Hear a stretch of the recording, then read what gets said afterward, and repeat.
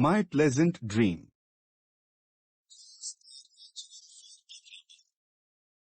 Some dreams bring consolation to our hearts, but others can be frigid, formidable, and embarrassing. Sometimes we have pleasant dreams. They make us happy and entertained. I have seen interesting and pleasant dreams repeatedly, but the dream that I had yesterday night was very pleasant for me. It was a very pleasant dream. I found myself a candidate in the election for the members of the parliament. I was heartily welcomed by the people. I found myself that I was walking door to door of the voters and everybody was satisfied with me. I organized many speech programs to attract the people. My speech was welcomed with the thunderous clapping of the voters. I dreamt that the election was held one day when majority of the voters were in my favor. On completion of election, the result was announced that I was elected. Then, all the elected members were informed to go to New Delhi. In the first meeting of the Representative House members, one of my friends proposed me to be the Prime Minister. I felt very happy as majority of the members accepted that proposal. Then, I was elected the Prime Minister of the country. I was informed to appoint the ministers and I did. One day, I was delivering a lecture on the importance of the people's participation in the development projects of the country in the dream.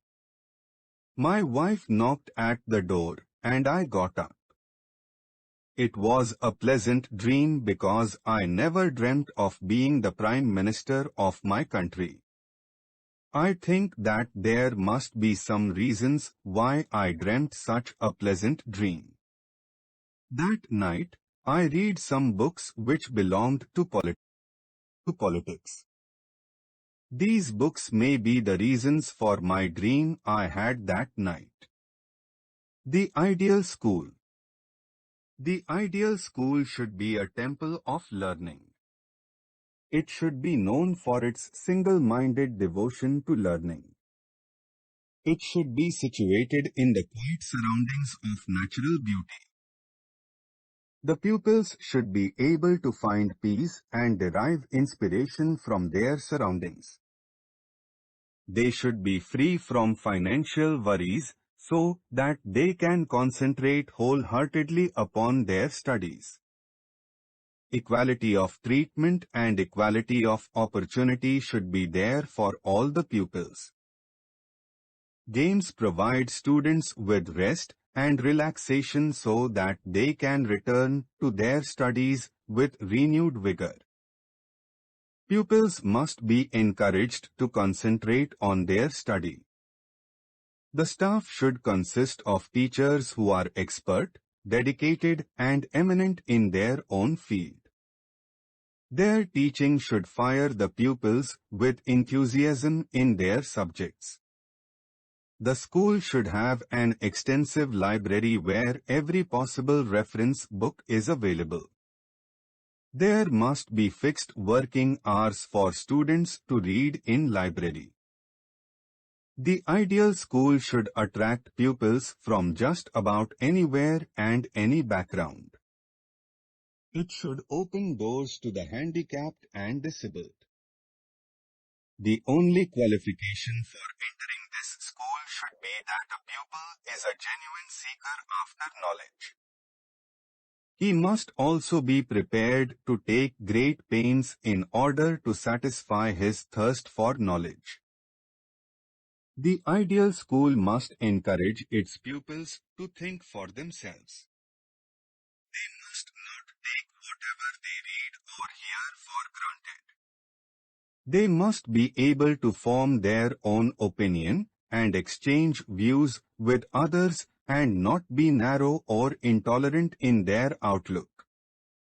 Eventually, The ideal school must impress its pupils that knowledge is a priceless possession to be used for its own sake and not as a means to an end. It will thus be imparting education in the real sense of the term. Drug problem in the country. Drugs are of different varieties and types, but all of them do the same things.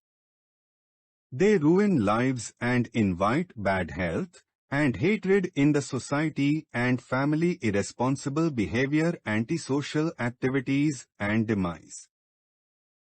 The most important reason why youths become addicts is their friends who are addicted to drugs. As friends, they move about together and the addict normally compels his friend to try a drug out only once. This leads to another and another until he becomes an addict. Another reason is that a young person having too much pocket money not knowing how to spend it diverts his attention towards drugs. Marijuana or ganja is freely available in all parts of the world where it is considered as offerings to Lord Shiva. This has led to many young boys and girls being addicted to it. Other drugs like brown sugar, hashish and other forms are available in the market. Many drug addicts peddle drugs to make money to support their habit. Use of drug has a lot of negative impacts on the users. It also kills brain cells that leads to loss of memory power and prevents the brain cells from rational decisions. It leads to family disharmony with lots of fights and arguments. Many drug addicts have been known to murder their own parents and other members of the family. Almost all drug addicts are thieves and muggers too. They need money to buy drugs. Drugs ruin health, and this eventually brings death. To sum up, use of drug has no benefits. It only has very bad and negative impact on the person, his family, and the society.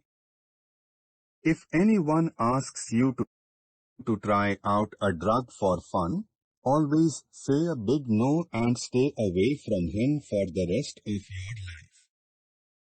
Reforestation in India. Reforestation in India is a critical endeavor aimed at restoring and conserving the country's diminishing forest cover, mitigating the adverse effects of climate change, and promoting sustainable development. With a diverse array of ecosystems ranging from tropical rainforests to alpine meadows, India's forests play a vital role in supporting biodiversity, regulating water cycles, and providing livelihoods for millions of people. However, over the years, India has faced significant challenges in maintaining its forest cover due to factors such as deforestation, urbanization, agricultural expansion, and industrialization. As a result, large swathes of forests have been lost, leading to soil erosion, loss of biodiversity, and adverse impacts on local communities and ecosystems. To address these challenges, the Indian government, along with various non-governmental organizations and community groups, has launched ambitious reforestation initiatives aimed at restoring degraded lands, expanding forest cover, and enhancing ecosystem resilience. These efforts encompass a range of activities, including afforestation, planting trees on barren lands, reforestation, restoring degraded forests, and agroforestry, integrating trees into agricultural landscapes. One notable reforestation initiative in India is the Green India Mission, GIM, launched as part of the National Action Plan on Climate Change. The GIM aims to increase forest and tree cover, enhance ecosystem services, and improve the livelihoods of forest-dependent communities. Through the GIM, the government seeks to plant millions of trees, restore degraded lands, and promote sustainable forest management practices across the country. Furthermore, various state governments and local communities have implemented innovative reforestation projects tailored to the unique ecological and socio-economic contexts of their regions. These initiatives often involve active participation from local communities, empowering them to take ownership of forest conservation efforts and benefit from sustainable forest management practices. Moreover, reforestation efforts in India are increasingly being integrated with broader environmental conservation and climate change mitigation strategies. For example, reforestation projects may contribute to carbon sequestration, thereby helping to mitigate greenhouse gas emissions and combat climate change. Despite these efforts, challenges remain, including inadequate funding, lack of technical expertise, and competing land use priorities. Addressing these challenges requires continued investment in reforestation programs, capacity building, and policy support to create an enabling environment for sustainable forest management and conservation.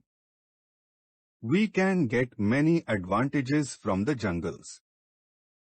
Trees purify the polluted air. The forests provide us with firewood, timber, furniture materials, building materials, grass, herbs, and other medicinal plants. Wild animals and birds can be preserved in the jungle. It certainly reduces the natural disasters such as landslides, drought, soil erosion, and desertification. Reforestation programs preserve our forests. Therefore, reforestation significantly contributes to the preservation of nature. Reforestation programs should be made more effective to preserve the forest. All the people concerned should be involved in the programs of reforestation. The government has to make concrete plans for reforestation in the barren and open lands. The authorities concerned must be aware of the value to preserve the ecology and environment. Importance of agriculture in India. In India, agriculture stands as the cornerstone of the nation's economy, providing sustenance to a significant portion of the population and serving as a vital source of livelihood for millions. The agricultural sector not only fulfills the daily needs of the people but also contributes to economic growth, employment generation, and industrial development. Despite its paramount importance, the development of agriculture in India has often been overlooked, with traditional farming methods prevailing due to a lack of education and training among farmers. This reliance on outdated practices hampers productivity and limits the sector's potential for growth. However, there are glimpses of progress as some farmers embrace modern agricultural techniques, leading to increased yields and enhanced profitability. Yet, widespread adoption of modern methods is hindered by challenges such as inadequate access to irrigation, quality fertilizers, improved seeds, and proper storage facilities. Recognizing the pivotal role of agriculture in India's development trajectory, efforts to uplift the sector are imperative. A robust and modernized agricultural sector not only ensures food security for the nation but also reduces dependency on imports, boosts exports, and strengthens the economy by earning foreign exchange. Moreover, agriculture serves as a potent solution to the pressing issue of unemployment in India. By investing in agricultural infrastructure, technology, and skill development, the government can create employment opportunities across the value chain, from farming to agro-processing industries. Furthermore, the development of agriculture in India has far-reaching implications for industrial growth, as it provides a steady supply of raw materials to various sectors, including food processing, textiles, and pharmaceuticals. In light of these benefits, it is imperative for the government and relevant stakeholders to prioritize the modernization and sustainable development of agriculture in India. This entails investment in research and development, infrastructure enhancement, access to credit and markets, and policy support to empower farmers and unlock the full potential of the agricultural sector. Most of the people in India are farmers. They depend on agriculture, which is the backbone of the country. It supplies people with their daily needs. Agriculture sectors provide us with many benefits. Firstly, we can get our food from agriculture. We can get fresh crops, vegetables, fruits, etc. from our farm. But in our country, agricultural development has not been given high priority. Most of the farmers apply traditional methods of farming because most of them are not well trained and educated. By following traditional methods, they cannot have good production. Some of the farmers who are trained apply modern methods and get more benefits. The facilities of irrigation, modern fertilizers, improved seeds and safe storage are not sufficiently available. The development of the country depends on agriculture upliftment. Unless an agro-based country can feed its people, development may not gear up its pace, rather crawls. If the country has to import food from other countries, its money goes away and by the result, development paces very slowly. If we produce more crops, vegetables and fruits we need, we can export them to other countries to earn foreign currency. Thus, agricultural development provides people with daily needs, increases exports and decreases imports. An accident I witnessed. Last week, I experienced a harrowing bus accident on my journey to Wayanad while traveling to meet a friend. The day began with promising weather as we embarked on our trip, but as the afternoon progressed, dark clouds gathered in the sky, signaling an impending storm. Suddenly, a hailstorm ensued, accompanied by torrential rainfall, triggering landslides in several areas along the route. Amidst these adverse conditions, our bus journey turned perilous. The downpour made the roads treacherously slippery, with thick mud flowing onto the thoroughfare, making driving extremely hazardous. As our bus cautiously navigated through the challenging terrain, it came to an abrupt halt. Stepping out of the bus, we were confronted with a long line of vehicles brought to a standstill. Within moments, we received the distressing news of a passenger bus accident, claiming the lives of 32 individuals. Rushing to the accident site, I was met with a heart-wrenching scene of devastation. A grim pool of blood marked the spot where the tragedy had unfolded. Overwhelmed by the sorrowful sight, I struggled to comprehend the magnitude of the tragedy.